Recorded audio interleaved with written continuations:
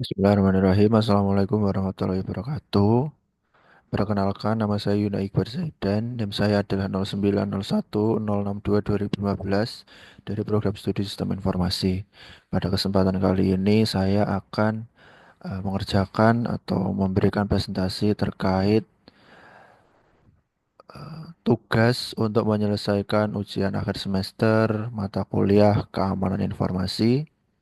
Dan topik utama yang saya bahas adalah ancaman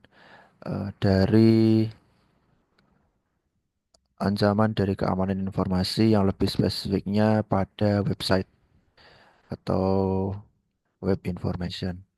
Langsung saja saya ke slide PPT-nya.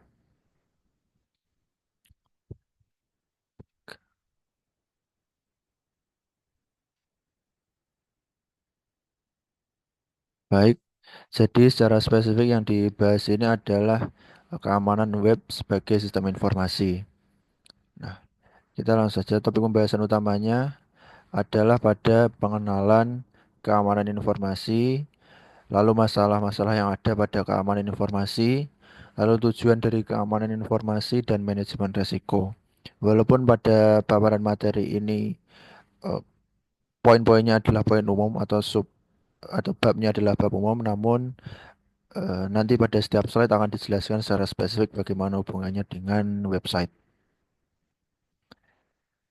Terkait keamanan sistem, pengertiannya adalah bahwa keamanan sistem ini masalahnya menjadi aspek penting dari sebuah sistem informasi. Namun banyak sekali yang eh, kurang memberikan perhatian pada keamanan sistem ini dikarenakan eh, dianggap kurang penting dan juga memakan biaya yang terlalu banyak namun wujudnya tidak terlalu eh, ada secara fisikal. Jadi biasanya bentuknya itu secara digital dikarenakan banyak sekali aset digital yang perlu dilakukan keamanan informasi dan memerlukan biaya yang tinggi. Lalu jika mengganggu se- bentuk keamanan sistem ini mengganggu performa dari suatu sistem atau suatu aplikasi, biasanya perusahaan atau organisasi cenderung untuk mengurangi atau meniadakan keamanan tersebut. Dikarenakan biasanya perusahaan memerlukan perputaran yang cepat, baik untuk segi pelaksanaan dari proses bisnisnya ataupun dari manpowernya atau dari aspek pegawainya di dalam perusahaan itu sendiri. Pada saat ini informasi sudah menjadi hal yang penting, sangat menjadi hal yang utama atau fokus utama pada era digitalisasi. Dan saat ini masyarakat juga menyebutnya sebagai information based society, di mana eh, peradaban saat ini berbasis kepada informasi. Lalu apa hubungannya dengan em, masing-masing individu? Hubungannya adalah bahwa setiap individu memiliki hak yang sama dan juga memiliki kesempatan yang sama rata untuk mendapatkan informasi yang sifatnya terbuka, baik yang seharusnya bisa diakses secara umum ataupun tidak.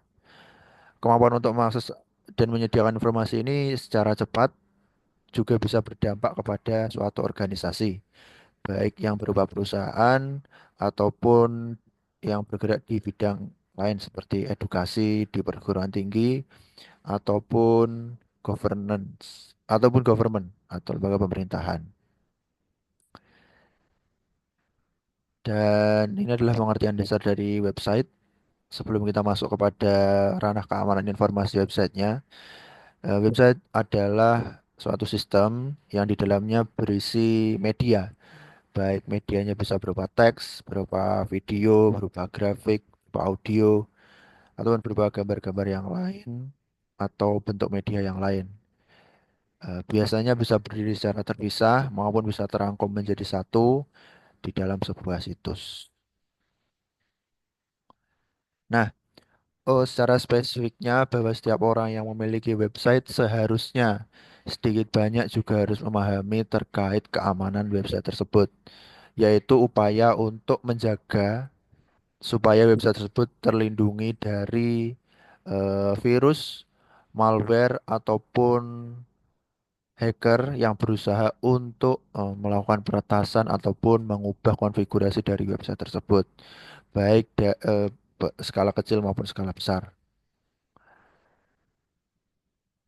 Nah, untuk keamanan website biasanya tidak hanya terdiri dari satu hal, namun juga banyak bentuk dari keamanan website ini yang biasa kita kenal pada manajemen risiko ini tidak hanya pada saat terlaksananya atau berjalannya sebuah error ataupun sebuah hacker, namun juga kita bisa melakukan tindakan preventif sebelum hacker tersebut melakukan peretasan.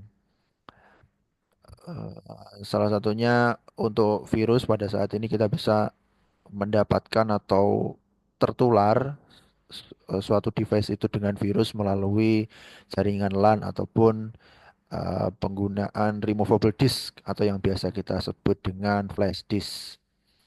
Dan juga yang paling sering ini adalah melalui download file yang umumnya biasa ditemui pada software-software bajakan atau software piracy yang biasanya bermodus dalam bentuk full version, namun di dalamnya juga disisipkan suatu malware eh, atau worm yang biasa menginfeksi virus untuk mendapatkan data-data sensitif dari komputer kita secara remote.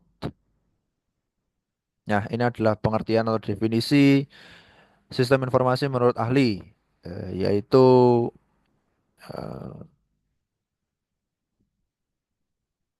informasi sistem informasi adalah sama artinya dengan eh, kelompok atau organisasi yang memanfaatkan atau menggunakan teknologi, mengumpulkan, memproses, menyimpan, menggunakan suatu informasi.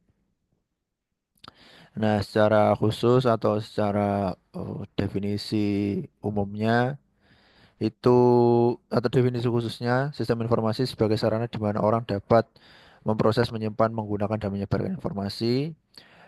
Dalam definisi lain juga biasa dikenal dengan kumpulan dari beberapa komponen yang saling terkait sehingga dapat menghasilkan suatu informasi tertentu yang pada akhirnya nanti bisa mendukung suatu pengambilan keputusan.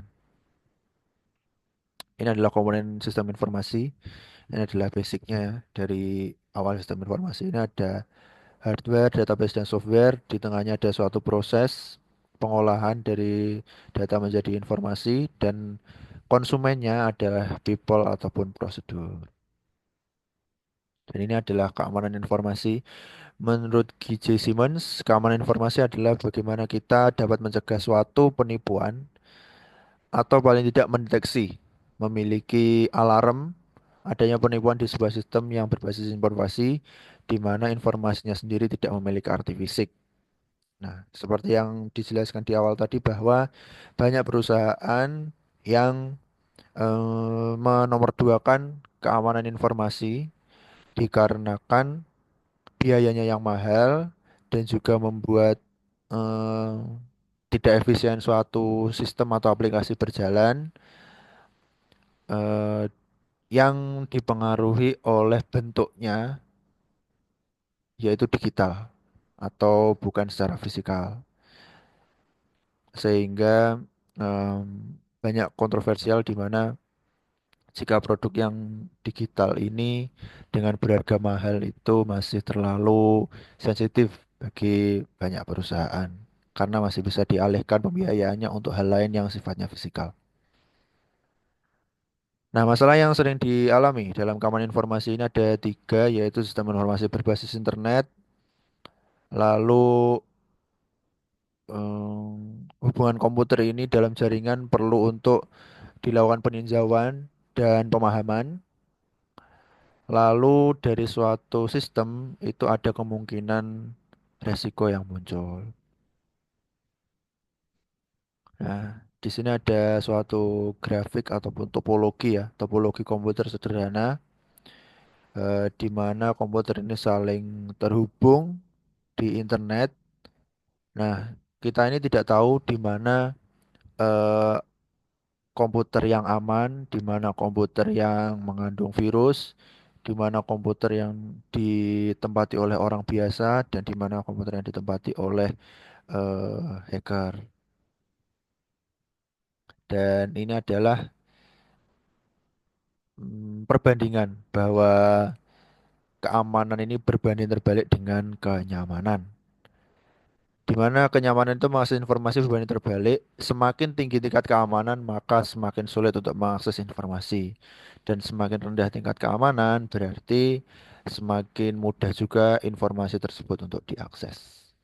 Contoh sederhananya adalah, mungkin ini bukan berkaitan dengan keamanan informasi, namun gampangnya seperti ketika kita ingin melihat suatu dokumen. Jika kita ingin mendapatkan dokumen terkait pengumuman lomba ataupun pengumuman terkait seminar atau pengumuman terkait kepanitiaan, kita hanya perlu menghampiri langsung saja ke mading yang tersedia di fakultas ataupun tersedia di lantai prodi.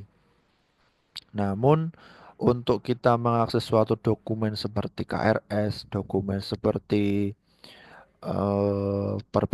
buku, dokumen seperti lembar ujian, kita memerlukan akses yang sedikit sulit. Yaitu misalkan jika lembar ujian kita perlu ke akademik untuk meminta terlebih dahulu, lalu didata. Lalu untuk KRS kita perlu melakukan login terlebih dahulu ke Sinau. Jika ingin mengambil buku kita harus pergi ke perpustakaan terlebih dahulu. Sehingga berbanding terbalik dengan kenyamanan. Nah, tujuan dari keamanan ini sendiri adalah kerahasiaan atau confidentiality. Setiap organisasi itu memiliki data yang perlu dilindungi dan informasinya tidak diketahui oleh organisasi lain dikarenakan sifatnya rahasia. Biasanya yang umum mendapat prioritas kerahasiaan itu ada sistem informasi eksekutif, kepegawaian, keuangan, pemanfaatan sumber daya alam. Jadi ini lebih kepada aplikasi yang sifatnya internal perusahaan. Banyak aplikasi internal perusahaan yang sifatnya private atau hanya bisa diakses oleh orang-orang yang memiliki role di dalam perusahaan sesuai dengan jabatannya masing-masing.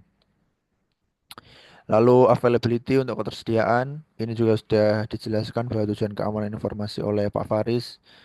Sistem ini dimasukkan untuk selalu siap menyediakan data bagi mereka yang berwenang untuk menggunakannya, tentunya yang memiliki hak akses, seperti sistem informasi manajemen, DSS, dan sistem pakar.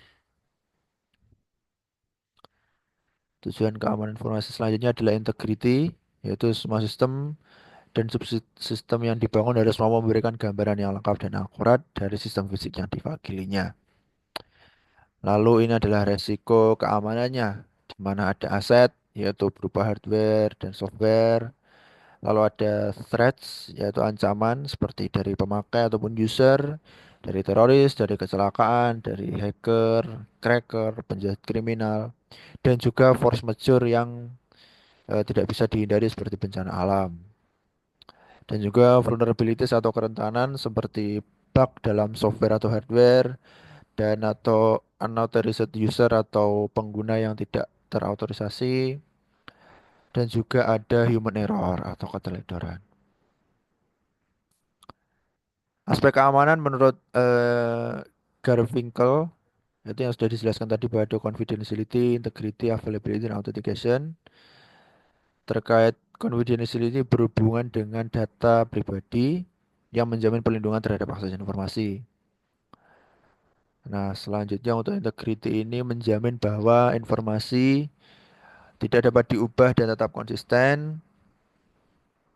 Yang biasanya kalau integrity ini berasal serangannya dari virus, trojan atau user yang mengubah informasi tanpa izin.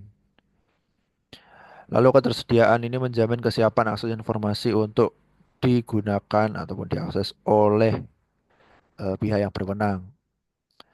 Sistem informasi yang diserang biasanya dapat menghambat atau meniadakan akses ke informasi, baik itu informasinya dihapus ataupun rerouting. Biasanya rutenya itu diganti dengan rute yang lain. Webnya diarahkan ke web yang lain, bisa mengarah ke scam, bisa mengarah ke phishing.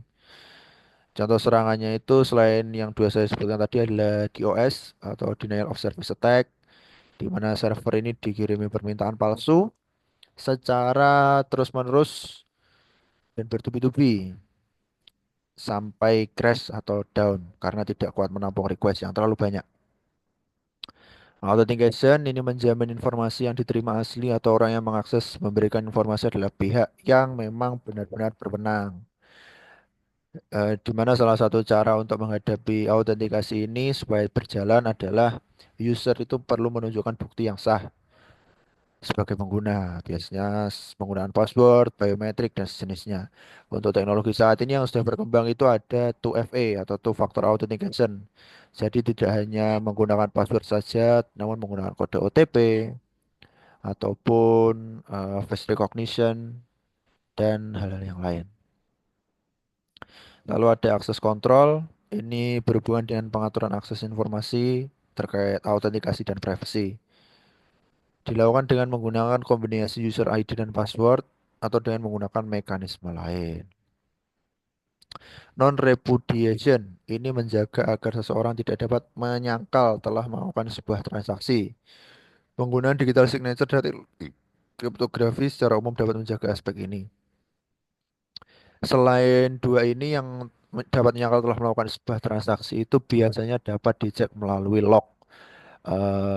Pemasangan log yang bertingkat, tidak hanya pada log pada website, namun juga log pada jaringan, log pada router yang digunakan, supaya benar-benar memantau bahwa yang terhubung pada jaringan dan juga website tersebut adalah user yang sah gitu, yang terautentikasi. Nah, ini selanjutnya adalah masalah keamanan website yang biasanya sudah mendapat eh, sudah terkena masukan-masukan hacker ataupun cracker atau terpenetrasi itu biasanya ada indeks khusus yang menyantumkan website-website tersebut. Nah, kalau di salah satunya adalah WW2600, namun untuk yang saat ini masih terpantau aktif selain ini adalah Zone 8. Zone 8 itu adalah website untuk mirroring eh, website lain yang mengalami peretasan dalam bentuk device. Device itu adalah penggantian suatu halaman dari suatu website menjadi halaman lain yang diinginkan oleh si hacker. Nah, lalu meningkatnya kemampuan pemakai di bidang komputer sehingga mulai banyak pemakai yang mencoba-coba bermain atau membongkar sistem yang digunakannya. Pada saat ini lebih dikenal dengan bug hunter atau security researcher. Jadi orang yang khusus melakukan riset pada security di bidang IT. Dan sudah banyak profesi saat ini yang orang-orang yang berprofesi di bidang tersebut dan juga sudah banyak sertifikasinya untuk standarisasi di profesi tersebut.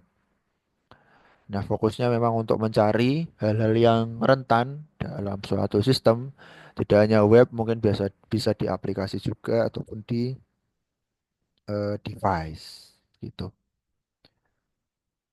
Oke, ini adalah salah satu gambaran bahwa ada bentuk device ya, yang di sebelah kiri yang kecil ini.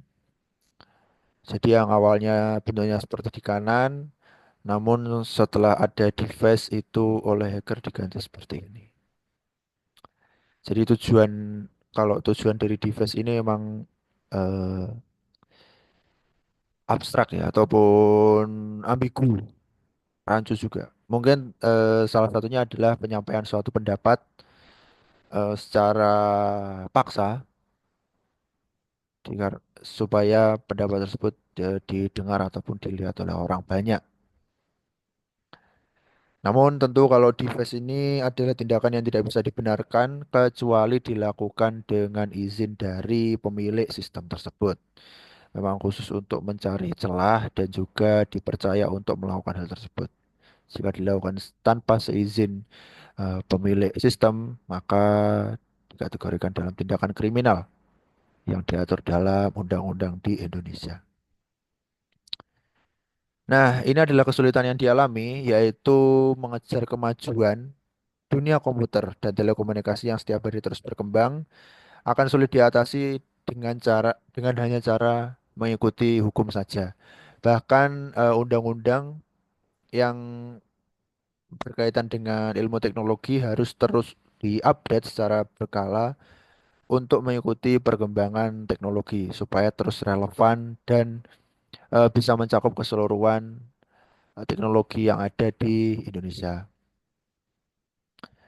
Nah, ini juga sejalan dengan semakin banyaknya perusahaan yang menghubungkan sistem informasinya dengan jaringan komputer global seperti internet yang terbuka akses dari seluruh Indonesia. Potensi sistem informasi yang dapat dijebol menjadi lebih besar.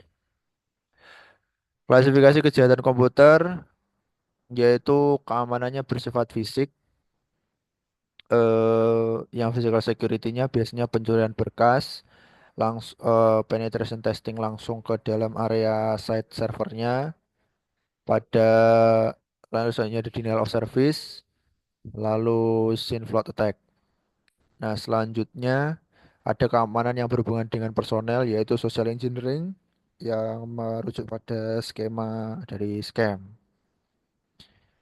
Selanjutnya adalah keamanan kerentanan dari data dan media melalui teknik komunikasi yaitu virus atau trojan, malware, ransomware. Dalam operasi ada prosedur yang digunakan untuk mengatur dan mengelola sistem keamanan. Dan yang terakhir adalah terkait dengan peningkatan terkait kejahatan komputer ini ada beberapa faktor yang mempengaruhi, yaitu jumlah pengguna internet, pengguna smartphone, pengguna device elektronik yang semakin meningkat, dan juga aplikasi bisnis berbasis teknologi informasi semakin meningkat. Namun kesadaran terkait keamanan masih rendah dan juga penerapan hukum terkait media cyber juga masih lemah. Dan juga jaringan publik semakin luas namun tidak didukung dengan sistem pengamanan yang baik. Sehingga jaringan publik ini dijalankan namun sistem pengamanannya tidak terlalu diperhatikan. Baik, sekian terima kasih presentasi yang dapat saya sampaikan. Apabila ada kurangnya saya mohon maaf. Baik, terima kasih. Wassalamualaikum warahmatullahi wabarakatuh.